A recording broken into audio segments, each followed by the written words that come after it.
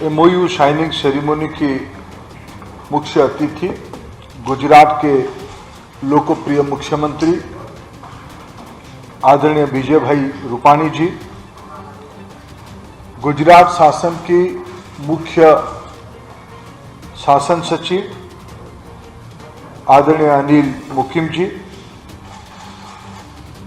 गुजरात सरकार की माननीय मुख्यमंत्री जी की प्रमुख सचिव वरिष्ठ प्रशासक आदरणीय कैलाशनाथन जी, इंडियन ऑयल कॉरपोरेशन के चेयरमैन आदरणीय श्रीकांत माधव वैद्य जी,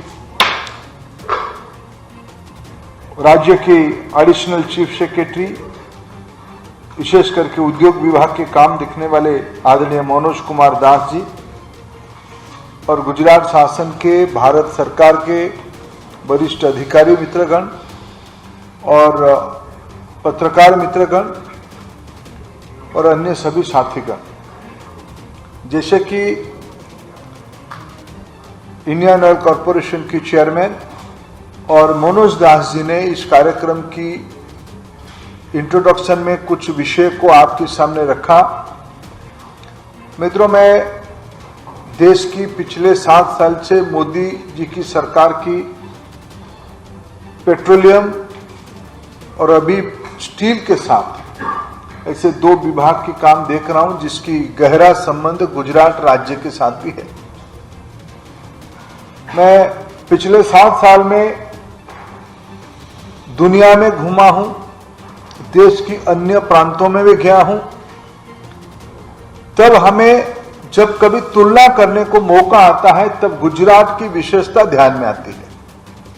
अभी भी मैं अगर 1, 2, 3 ऐसे कुछ बिंदु ग्लोबल एवरेज के साथ, नेशनल एवरेज में तो कई मामले में गुजरात अभी भी बहुत ऊपर है, फिर भी मैं अगर 2-3 विषयों में ग्लोबल मॉडल की बात जो कहा जाता है, ग्लोबल एवरेज की कंपैरिजन की बात जो कहा जाता है, उसको मैं अगर गुजरात के साथ तुलना करता हूं कि मोदी जी ने क्या बड़ा विरासत छोड़ के गए हैं और जिसकी काम आज विजय भाई सफलता के साथ आगे बढ़ा रहे हैं। मित्रों, जिस 2 दिन पहले वर्ल्ड एनवायरनमेंट डे हम सब ने पालन किया, आज विश्व में भारत 3रे नंबर की एनर्जी कंज्यूमर है। आने वाले दशक अंत होते होते यानी 2030 आते आते हम दुनिया की 1 नंबर एनर्जी कंज्यूमर बनेंगे। ग्लोबल वार्मिंग, क्लाइमेट चेंज, ये सारे विषय दुनिया के नागरिकों को चिंता में डाली है। सब अपना अपना रास्ता अपना रहे हैं। उसमें दशक पहले 1.5 दशक पहले गुजरात ने एक एवरेज बनाया, नेचुरल गैस को अपने एनर्जी मिक्स पे डालना। आज भारत में अपना एनर्जी बास्केट में 6% गैस कंजम्पशन होती है, क्लीन फ्यूल कंजम्पशन होती है, रिन्यूएबल अभी अभी जोड़ा है। गैस को अगर मैं कहूं ये 6% नेशनल एवरेज है। ग्लोबल एवरेज 23-24 के बीच में ऊपर नीचे होते रहता है और गुजरात को अकेले में इसमें अगर कैलकुलेशन करूं समझूं 26%। आज भी गुजरात ग्लोबल एवरेज की 2% ऊपर है। ये एवरेज सिर्फ मैं जब 2014 में आया तब से ही नहीं है, 7 साल से निरंतर है।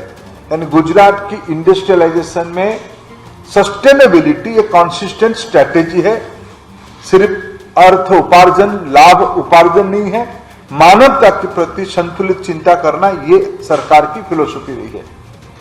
जैसे आज वैद्य जी ने एक विषय उल्लेख किया कि हम पहली बार हाइड्रोजन आधारित बस, हम दिल्ली में थोड़े दिन पहले सीएनजी में हाइड्रोजन मिक्स किए थे, वो भी आयुषी किया था। आयुषी उसमें से प्रीमियर कंपनी बना देश की, लेकिन उससे और एक कदम आयुषी अपना ही रिकॉर्ड यहीं तोड़ने वाला है। अभी कहा जाता है कि जापान की जो ओलंपिक हो रहा है वहां हाइड्रोजन ड्रिवेन बस चल रही है। दुनिया के सबसे स्वच्छ ईंधन में हाइड्रोजन को मान्यता दिया जाता है और बड़ौदा रिफाइनरी में हाइड्रोजन बनेगी। विश्व प्रसिद्ध केवड़िया टूरिज्म पॉइंट पे बड़ौदा, गांधीनगर, कर्णावती और गांधीधाम से 75 बस जो गुजरात शासन की रोड ट्रांसपोर्ट और आईओसी ये दोनों मिला के cleanest fuel of the world हम पहले ही गुजरात में शुरू करेंगे। ऐसे मित्र मैं अनेक विषय गिना सकता हूं और उसकी जो डिप्लोमेटिक एस्पेक्ट माने, अभी वैद्य जी ने कहा कि रशिया के साथ हमारी संबंध अच्छे होने के कारण 1963 से होके 66 में इसकी रिफाइनरी की शुभारंभ किया गया। 13.7 मिलियन मेट्रिक टन कैपेसिटी की रिफाइनरी है। अभी रशिया में हमारी संपर्क बहुत बेहतरीन है। प्रधानमंत्री जी और रशिया के राष्ट्रपति जी अनन्य मित्र हैं। हमारी संबंध को 60 साल पूरा हो रहा है। अभी स्पुतनिक भी वहीं से आया है। अब तक बड़ौदा रिफाइनरी में 13,000 करोड़ रुपया की निवेश था और विजय भाई जी का आदेश रहा, मोदी जी की गाइडेंस रहा और आईओसी आज 24,000 करोड़ 24,000 करोड़ रुपया की निवेश करेगा। उसकी आउटकम क्या आएगा मित्रों? ये भी एक आईओसी एक नया पहल वहां शुरू किया है। देश को आत्मनिर्भर बनाना है। हमें आपके सामने दोहराने का मैं धृष्टता नहीं करूंगा। गुजरात पेट्रोकेमिकल की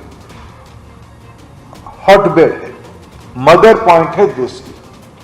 गुजरात की इंडस्ट्रियलिस्ट, गुजरात की एंटरप्रेन्योर, गुजरात की टेक्नोक्रेट, साइंटिस्ट और सोसाइटी देश की पेट्रोकेमिकल इंडस्ट्री को लीड कर रहे हैं। बड़ौदा रिफाइनरी अभी तक petrol, diesel, ETF, kerosene oil ये बनाता था।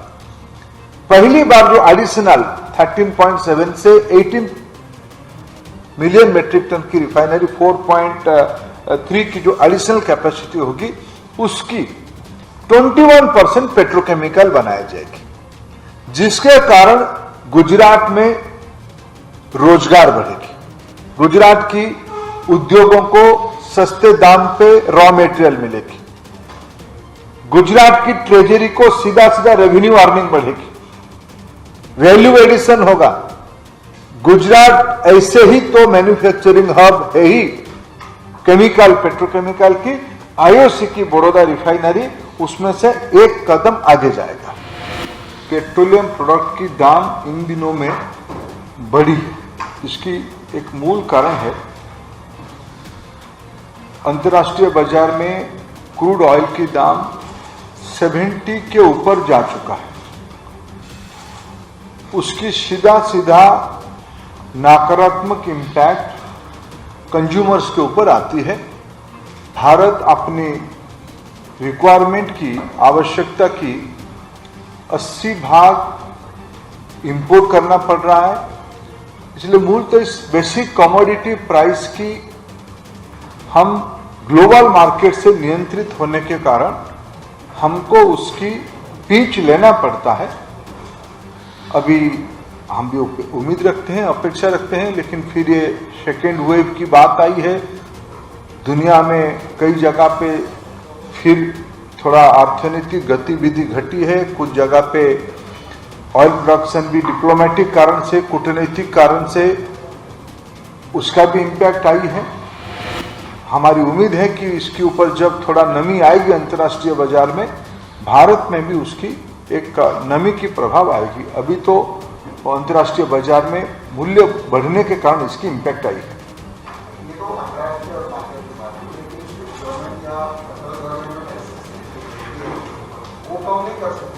नहीं, देखिए ये एक प्रश्न आपकी वाजिब भी है। अभी देखो, सरकारों के पास, भारत सरकार हो या राज्य सरकार हो, हम लोगों के पास एक दुविधा भी है। फिर मैं कहूं, देखिए 2020-21 और 21-22 ये जो प्रिडिक्ट है हम 21-22 की फर्स्ट क्वार्टर में हम लास्ट मंथ में है। अभी एक मूल सामान्य है, अभी आमदनी कम है, खर्चा कॉम्प्रोमाइज नहीं कर सकते। हेल्थ सेक्टर की एक्सपेंडिचर बढ़ी है, वो करना ही पड़ेगा, हमारे पास कोई उसकी शॉर्टकट नहीं है। अर्थनीति को गति देने के लिए अभी जैसे हमने कहा 24,000 करोड़ रुपए के हमने एमओयू किया है, तो हम प्रधानमंत्री जी के हाथ से पत्थर रखने के बाद काम ही शुरू करेंगे। Welfare activities, developmental activities, essential investment, spending, ये करना ही पड़ेगा। इसलिए राज्य सरकार हो या भारत सरकार हो, खर्चा बढ़ने के कारण ये अभी सही समय नहीं है उस टैक्स की बारे में चर्चा करने का। आज के एमओयू साइनिंग सेरेमनी में हमारे बीच उपस्थित भारत सरकार के पेट्रोलियम एवं स्टील मंत्री आदरणीय श्री धर्मेंद्र प्रधान जी,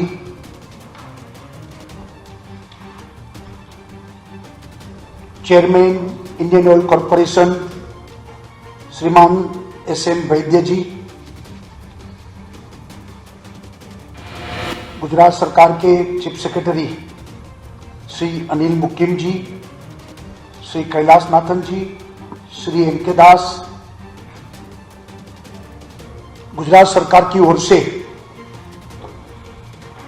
मैं हार्दिक बधाई देता हूं कि आज इस कार्यक्रम में खास तौर पर हमारे बीच भारत सरकार के केंद्रीय मंत्री श्री धर्मेंद्र प्रधान जी उपस्थित रहे, हमारे लिए बहुत गौरव की बात है। आज IOCL और गुजरात सरकार के बीच बहुत ही अहम समझौता होने जा रहा है। जैसा कि हम जानते हैं कि गुजरात तेल और पेट्रोलियम क्षेत्र में एक अग्रिम राज्य है। हमारे यहाँ रिलायंस इंडस्ट्रीज, IOCL और नायरा इंजीनियरिंग एनर्जी जैसी कई प्रमुख कंपनियां मौजूद हैं। मुझे पूरा विश्वास है कि 24,000 करोड़ रुपए के इस समझौते से राज्य में कई आर्थिक परिस्थितियां बदलेगी। इस निवेश से राज्य में डाउनस्ट्रीम उद्योगों को भी और मजबूती मिलेगी, साथ ही एक नए रोजगार के अवसर भी पैदा होंगे। मेरा मानना है कि मजबूत बुनियादी ढांचे के साथ साथ गुजरात इस क्षेत्र में भी इन्वेस्टमेंट लाने में महत्वपूर्ण भूमिका निभा सकता है। इसलिए हम गुजरात में इस क्षेत्र में निवेश बढ़ाने के लिए आदरणीय श्री धर्मेंद्र प्रधान जी से निरंतर समर्थन चाहते हैं और केंद्र सरकार के साथ मिलकर काम करने की आशा भी रखते हैं। आप जानते हैं कि गुजरात हमारे माननीय प्रधानमंत्री जी के आत्मनिर्भर भारत के संकल्प को पूरा करने में एक प्रमुख योगदान करता है। महामारी के कारण गुजरात की अर्थव्यवस्था को हुए नुकसान से उबारने के लिए गुजरात सरकार ने 14,000 करोड़ रुपए का आर्थिक पैकेज, जिसे हम गुजरात आत्मनिर्भर पैकेज कहते हैं, और इसे हमने लागू किया। और मुझे खुशी है कि इस पैकेज ने गुजरात की अर्थव्यवस्था को भी जमीनी स्तर पर बहुत बूस्ट करने का काम किया है। मेरा मानना है कि जीवन में संतुलन बनाए रखना बहुत ही जरूरी है, चाहे वो प्रशासनिक स्तर की बात हो या फिर किसी की व्यक्तिगत स्तर की बात हो। संतुलन का अपना विशेष महत्व होता है और इसलिए हमने राज्य के लोगों के लिए उनके जीवन और उनकी आजीविका के बीच एक समान संतुलन का बनाए रखने का विशेष ध्यान दिया है। मुझे आपको ये बताते हुए गर्व होता है कि गुजरात ने साल 2020 के अप्रैल से लेकर 2020 के मार्च तक लास्ट फाइनेंशियल ईयर में 1.63 लाख करोड़ रुपया का FDI हासिल किया है और इस देश में आए कुल FDI का 37% है, यानी देश में सबसे अधिक FDI गुजरात में आए हैं। और यहाँ आपको ध्यान देना चाहिए कि गुजरात की ये उपलब्धि कोरोना महामारी के दौरान आई है और इसलिए ये हमारे लिए सम्मान की भी बात है और इस विपरीत परिस्थिति में भी हम देश के लिए इतना कुछ कर पाए हैं। सक्रिय शासन प्रणाली, ट्रांसपेरेंसी और इन्वेस्टमेंट के अनुकूल माहौल, मजबूती बुनियादी ढांचे और अनुकूल नीतियों पर ध्यान केंद्रित कर आज गुजरात आर्थिक विकास को एक सकारात्मक दिशा दे रहा है। आज गुजरात ने राष्ट्रीय स्तर पर होलिस्टिक इकोनॉमिक डेवलपमेंट को हासिल कर लिया है और यहां तक कि कुछ सेक्टर जैसे automobile, chemical, pharmaceutical, textile, ceramic, renewable energy, maritime और अर्बन इंफ्रास्ट्रक्चर के क्षेत्रों में भी गुजरात एक ग्लोबल लीडर भी है। यहां मैं इस बात पर भी विशेष ध्यान देना चाहूंगा कि हमारा फोकस केवल बड़े इन्वेस्टमेंट पर नहीं है, बल्कि छोटे और मध्यम उद्योग भी गुजरात में आए और गुजरात के विकास का हिस्सा बने। आपको ये जानकर भी खुशी होगी कि एमएसएमई गुजरात के औद्योगिक विकास में एक प्रमुख योगदान करता है और हमारे राज्य में 35 लाख से अधिक एमएसएमई यूनिट मौजूद है, जो राज्य में सबसे अधिक रोजगार देने वाला इंडस्ट्रीज है। हमने अपने राज्य में एमएसएमई के लिए प्लग एंड प्ले जैसी सुविधा भी उपलब्ध कराई है।